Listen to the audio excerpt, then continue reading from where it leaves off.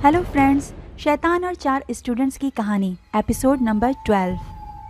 शमून से एक रोज़ पहले ही तो इसकी बात हुई थी और ये सब कैसे हो गया। रात के 12 बज रहे थे। 100 गवारी माहौल में बैन करती औरतों की दिल खराश आवाज़ें गूंज रही थीं। मारिया ने शमून की मैयत को करीब से देखा तो वो बुरी तरह से झुलसा हुआ था। माँ को तो अपना होश ही नहीं था, मगर लाश के करीब बैठी औरतें सरगोशी के अंदाज में खुसर फुसर कर रही थीं। इसके अलावा इसके 2 दोस्त भी मरे हैं। तीनों की अमवात एक ही अंदाज में हुई है। गर्दनों पर 2 दांत के निशान और जिस्म झुलसे हुए। अगर तीनों जंगली जानवरों का शिकार हुए हैं तो इसके जिस्म कैसे झुलस गए।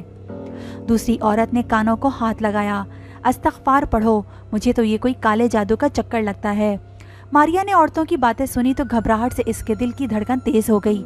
इसने आगे बढ़कर कफन का कपड़ा शमून की गर्दन से पीछे किया तो इसकी गर्दन पर वाकई 2 दांतों के निशान थे, जिससे निकलने वाले खून की रंगत काली हो चुकी थी और गर्दन से लेकर चेहरे तक की रंगत में नीलाहट थी, जैसे किसी ने खून चूस लिया हो।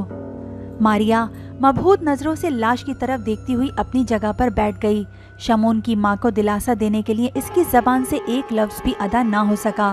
वो बस गुमसुम सहमी सहमी तस्बीह पढ़ रही थी। एक अजीब सा खौफ इसकी रगों में सरायत कर गया। कुछ देर के बाद वो ड्राइवर के साथ वापस आ गई। घर में एक बूढ़ी मुलाजमा थी और वो थी जफ़र। तो बैरून मुल्क गया हुआ था।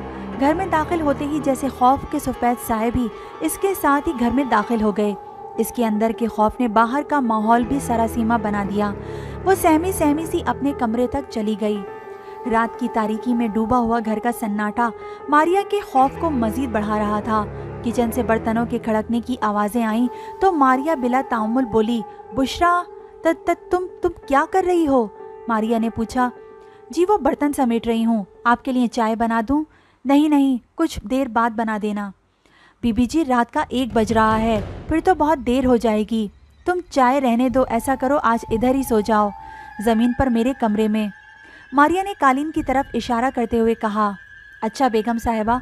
मुलाजमा इधर ही कालीन पर सो गई। मारिया बिस्तर पर विराजमान थी, मगर नींद इसकी आंखों से कोसों दूर थी। अजीब अजीब वहम जहन में हलचल मचा रहे थे। इसी दौरान इसके मोबाइल की रिंग बजी तो वो चौंक सी गई।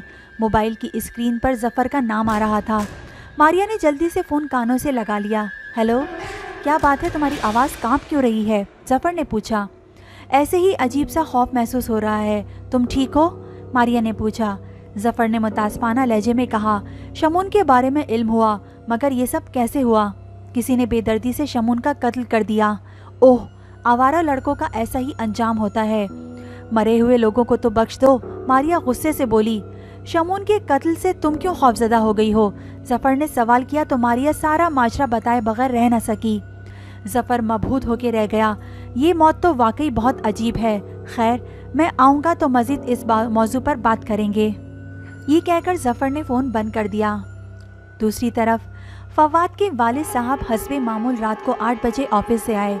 एमन के साथ खाना खाया और अपना लैपटॉप लेकर बैठ गए और नेट पर अपने शेयर्स चेक करने लगे। एमन कुछ पैकेट्स लेकर बेड पर बैठ गई। वकार अहमद ने लैपटॉप पर नज़र जमाए ही एमन से बात की। क्या बात है, आजकल तुम्हारी एनजीओ की कोई मसरूफियत नज़र नहीं आ रही? क्या औरतों के मसाइल ख़त्म हो गए हैं? एमन सरसरी से लहजे में बोली, मेरा अपना दिल नहीं लगता। अब इन कामों में अजीब सा अधूरापन आ गया है मेरे अंदर। मेरी अपनी फ्रस्ट्रेशन ख़त्म होगी तो ही दूसरों के मसाइल हल कर सकूंगी। वकार अहमद ने लैपटॉप छोड़कर एमन की तरफ देखा। ये कौन से पैकेट्स लेके बैठी हो? क्या है इनमें? एमन पैकेट्स को हाथों से छूने लगी। इनमें फवाद के नए सूट हैं। जब मैं फवाद के लिए वीना का हाथ मांगने अपने भाई के घर गई थी तो मैंने पहले ही फवाद की मंगनी के लिए नए सूट ले लिए थे। मुझे मालूम नहीं था कि भाईजान इनकार कर देंगे। पता नहीं भाईजान ने मुझसे ऐसा क्यों किया। इन्होंने वीना का रिश्ता आरफीन से तय कर दिया। आरफीन भी तो इन्हीं की बहन का बेटा है। हैसियत में भी हम दोनों बहनों में कोई फ़र्क नहीं। फिर ऐसा क्यों किया उन्होंने? वकार अहमद उठकर एमन के करीब बैठ गए। कैसी बातें कर रही हो? सिर्फ हैसियत और ताल्लुक़ ही से सब कुछ नहीं होता। बेटी के मामले में बहुत कुछ देखना पड़ता है। एमन सर झुकाए रोने लगी। मेरा फवाद होता तो मैं जैसे तैसे भाई को मना ही लेती। मैं भी अपने बेटे के अरमान पूरे करती। फवाद किस कदर बज़िद था वीना के रिश्ते के लिए, और आज वीना किसी और की हो रही है। अगले जुम्मे वीना और आरफीन की मंगनी है। वक़ार अहमद ने इसके आंसू पोंछे। तुम इस तरह से परेशान मत हो, खुदा को यही मंजूर होगा। मैं अभी मायूस नहीं हुआ, इंशाअल्लाह हमारा फवाद ज़रूर वापस आएगा और हम इसके लिए वीना से भी अच्छी लड़की ढूंढेंगे। एमन ने वक़ार अहमद के शाने पे सर रख लिया। इसकी भीगी आंखों में ख्वाब तिलमिला रहे थे कि एक दिन इसका बेटा वापस आएगा और वो अपने सारे अरमान पूरे करेगी। वीना अपनी होने वाली सास यानी फुप्पो के साथ मंगनी के लिए शॉपिंग में मसरूफ़ थी। इसकी वालदा ने अज़रा की बात रद्द ना की कि वो अपनी होने वाली बहू को खुद शॉपिंग कराएगी। अज़रा और वीना ने पहले बुटीक से मंगनी का जोड़ा लिया और इसके बाद वो दोनों ज्वेलर के पास चली गईं। वीना को काफ़ी देर लगी अपने लिए सेट पसंद करने में। इसने सोने का सेट अपने गले से लगाकर देखा। ये कैसा लग रहा है आंटी? मुझे तो यही अच्छा लगा है। अज़रा ने मुस्कुराते हुए वीना की तरफ देखा। हाँ हाँ, बहुत प्यारा लग रहा है, यही पैक करवा लेते हैं। वीना बहुत खुश थी। फवाद को इसने एक कज़न से ज़्यादा कुछ नहीं जाना। आरफीन से भी शादी का फ़ैसला इसके वालिदैन का था और वो इस फैसले पर खुश थी।